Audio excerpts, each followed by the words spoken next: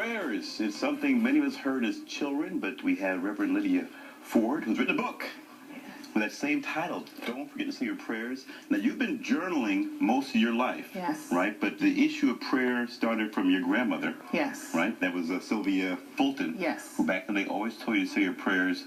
At that time, did you really find any kind of meaning or substance in that, or what did... Well, I think when you're young, you don't, you listen to your grandparents, but you don't really, I don't want to say you don't do it. You do, the first prayer I learned was, "Now lay me down to sleep." You say a little half-hearted prayer So, at night, right? I said that a lot when I was, a youngster and growing up, even in my teen years. But until you really go through something, you don't really learn the value of prayer. You don't really, flash back and have a remembrance of why your grandmother told you to say your prayers. She always told us that talking to God was important and that he's a God that does answer prayer. And anything that you need, if you ask him sincerely for it and believe that you have it, you can obtain it. So now you found yourself in despair and dealing with some very personal tragedies. You lost your daughter, yes, and then your husband in a yes, short period of time. Let's talk about your daughter first, okay. Danielle. She died at 30 years old. Yes. Tell us what happened there. All right, my daughter got married in 2006 to a young man that she met at Hampton University, and after a while of courting and a short engagement, they got married in 2006.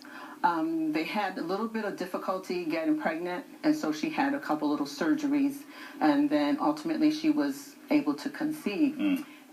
So in 2009, July the 5th, 2009, she did give birth to my granddaughter, Jayla. Nothing, no problem. All through the pregnancy, she had normal things happening, bloating, morning sickness, but nothing abnormal according to the doctors. But shortly after she gave birth to Jayla, she started losing weight drastically. I mean, she was about 200 maybe pounds when she gave birth, and within a month's time, she had dropped like 30 pounds, and that's not normal. And she began to get jaundice. She was a biology major, so she was aware of the symptoms, of jaundice, and that there was something wrong. And after going to the doctor, emergency room actually, because she was in quite a lot of pain, having CAT scans, MRIs, and whatnot, they discovered that she had a problem with her gallbladder. She had gallstones. But she was diagnosed with pancreatic cancer. Okay. Those were other symptoms. Right. Now, pancreatic cancer is one of the more... that is one of the worst debilitating cancers, because by the time they detect it, it's usually stage 4. Right, and it's a very painful cancer. And it's very painful. She was always in pain from the onset until she passed. And it's rare for someone at 30 years old to have that, right? The doctor said that it was incredibly rare for a 30-year-old to get pancreatic cancer. They weren't very, I won't say they weren't helpful. They weren't really, they couldn't do much. They couldn't do much. Yeah. And I was a little upset because they were very anxious to tell her. You had internists and residents, and of course, they're gung-ho about finding the causes and things, and their bedside manner is not always the best. Right. And so when, a resident or whatever gave her the news, she was actually appalled, and, her faith was strong, and she kind of said, well, whatever it is, God can heal it if he desires. But she passed in what year? She passed in 2010. Right. About 14 months. And now Jayla is how old? Jayla is 3 now. Right, and now she's a pride and joy for you, a young, little girl. Yes, she is. But now after your daughter dies, and before your book is published, your husband of 37 years. Yes. Now what happened there? We have about 3 minutes. What happened? My husband, he's had complained about shortness of breath, went to the doctor. He was a big guy, really big guy. He had diabetes and some other ailments. What did they diagnose him with? We have lung cancer. Lung cancer. Never smoked. Nothing. He had the shortness of breath. Went to the doctor. The doctor treated him. Odd cancers, right? Yeah. Didn't smoke and... Did not smoke. And by the time, we went into the hospital October the 3rd, and the 28th, he passed. So how soon after your daughter? Within the exact year to the date This exact date. Exact date Wow. and month, which was incredible. I was totally blown away. So this had to. This is 1 year later, though. This is 1 year later on the exactly same day. On the same day. Wow. Yes. So I was in a fog. I was in a fog. I just couldn't believe that, you know, he would pass 1 year on to the the day. same day. Both My cancers God. that were sort of odd Yes. type cancers for their Yes. age, and he didn't Yes. smoke at all. So now, how are you feeling now? You lost your daughter, your husband.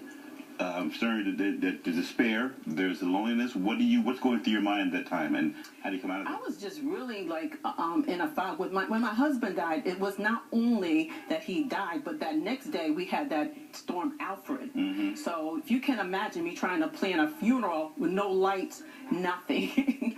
I couldn't even get to the funeral director for several days, Wow. and I couldn't even meet with them until maybe like 3 or 4 days, almost close to the funeral. How does prayer? We have about 90 Prayer seconds. is what kept me. Prayer is what stabilized me. I had a support group of women that I prayed with for like 15 years. What do you pray for? I pray for comfort. I pray for peace. And of course, when you're going through this, you're questioning God, did you hear me? Because I have strong faith. And Yeah. sometimes we think that... Did you lose faith when you had something like that happen? I didn't really lose faith, but I did get angry at God. Yeah. I did ask him some questions, that, you know, because I read the word. Your word says you're a healer.